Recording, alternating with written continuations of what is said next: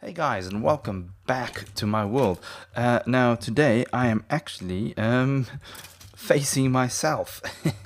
Okay, so I've been playing around a lot with the new 13W36B, and I am now able to do that. Okay, we summon Bob, which is a mob that has an enchanted weapon. Okay, that's flame, and he's wearing enchanted armor, and he's named. Okay, so if I just quickly say game, just to show you game mode 0, you'll see he'll jump off and he'll shoot me with his flame bow.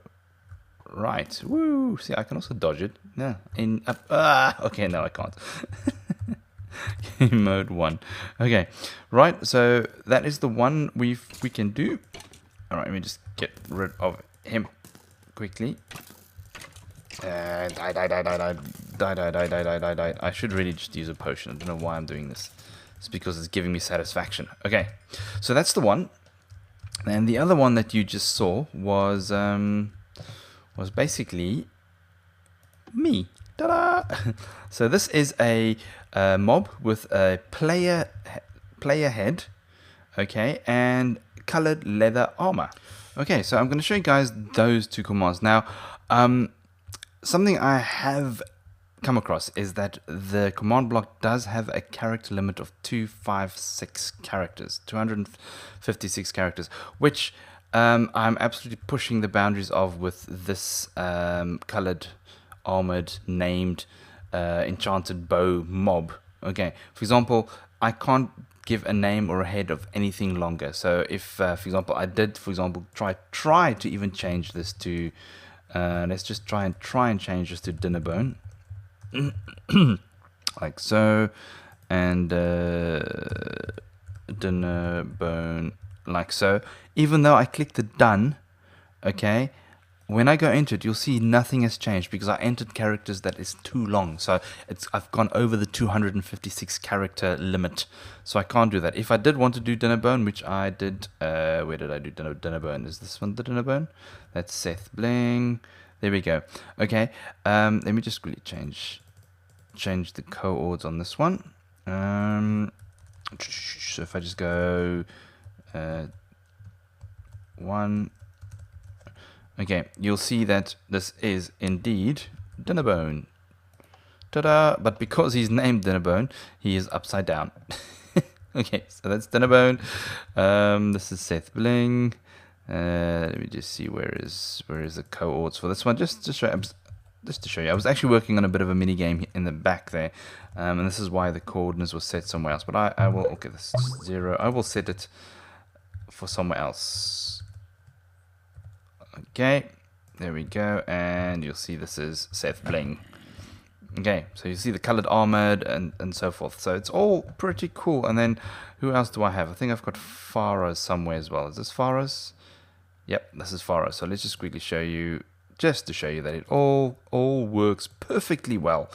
Okay, so we go colon, not colon. There you go.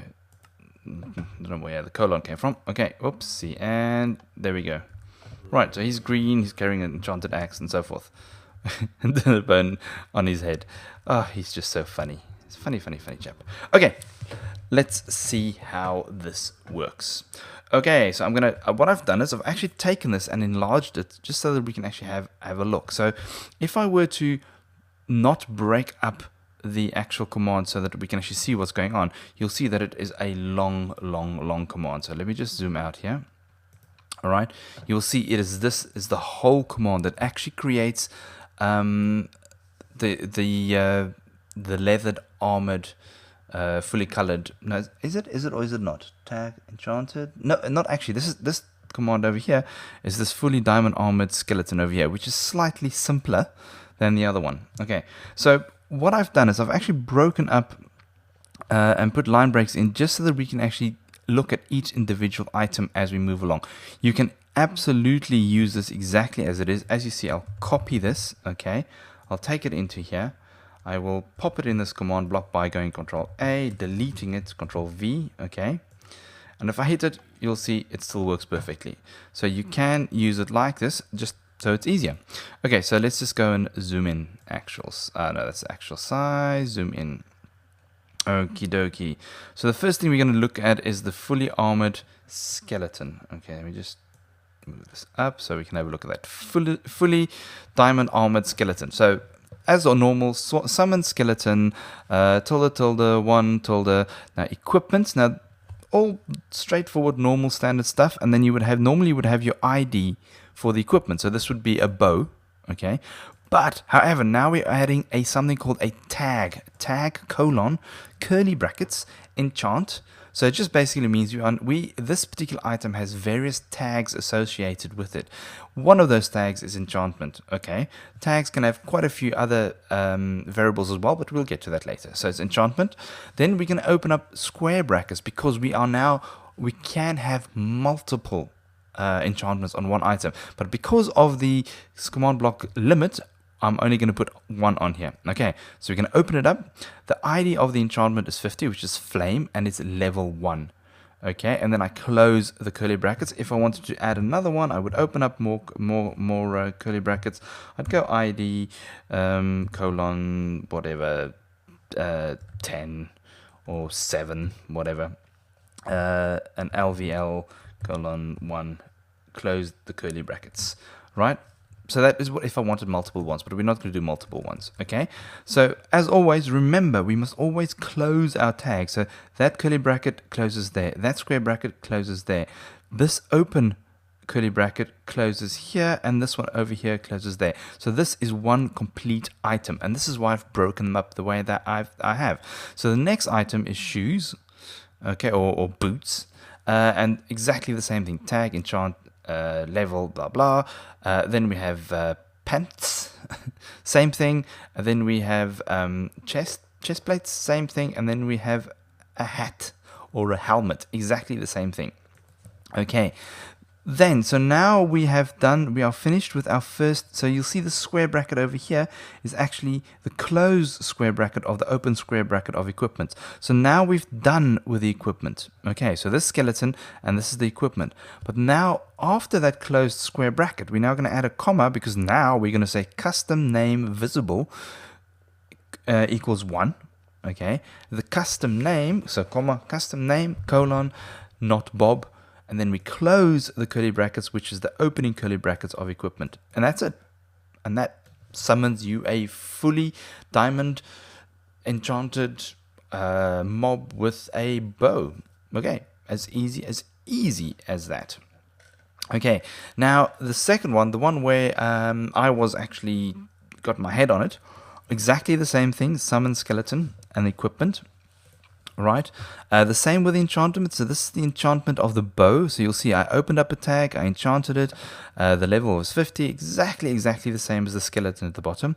However, now you will see that I now have a new tag here. So under tag, I now have display. So open curly bracket, display. What I want to display is the color. So open curly bracket, color, colon 0. So 0 is black. Okay, there is a very good, I'll put the link in the description. It's a very good website that shows you all of the colors. Actually, I'll just paste it in the description. Yeah, I'll just do that. I'll paste it in the description. Okay, so check the description. Then exactly the same. I've made all of the armor black. And then you'll see right at the bottom where my helmet is. Okay, I now actually start off with damage 3. Right, so normally damage, if it is something that cannot be damaged, it actually gives you different kinds of them. So if damage equals 1, I think it's a normal Steve head. I can completely be wrong, but go test it. Damage 2 is maybe a creeper head. Damage 3 is maybe, I don't know. No, damage 3 is a player head. Damage 4 might be, I don't know, a zombie. I do not know, but I just know the player. Damage 3 is a player head. Okay, the ID is the item ID. So this is the ID for a skull. Okay, then you'll see once again we're going to open up a tag, colon, and then the SkullOwner, colon, Dragnoz. Now this needs to be exactly as your in-game name is spelt. Exactly the same. If it's got capitals, it has to have capitals. Otherwise, this won't work. Okay, guys, you do need to look at these tags. If something goes wrong, it's most probably your tag that's not been opened or closed correctly. Okay. Then last but not least, we go custom visible name as we did before. And remember, this is after the equipment's closed square bracket. Custom name visible one, custom name Dragnoz. Okay, that's really as cool and as simple as it is. I have also at the bottom here given you just the the little tag over here that you add to the equipment bit. I've given the whole thing for you so you can just copy and paste it. I've also actually added something, the effect. So let me just go back to you. So what the effect does is, for example, if I hit this, which one is it? Is this one over here? If you hit this here, you'll see I now have a magic key, whoopsie, that is riding an invisible bat. Okay. So I mean, this I'll cover in another tutorial, but just so that you can know that is the command for to actually add effects to potion effects to mobs. Okay, cool.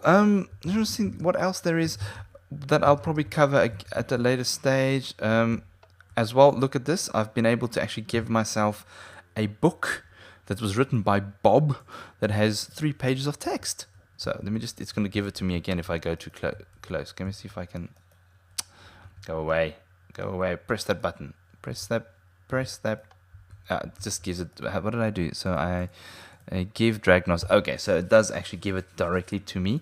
So you'll see I did a give command, author, blah, blah, blah, blah, blah, blah, blah, blah, blah, blah. Also something I'll cover in another tutorial.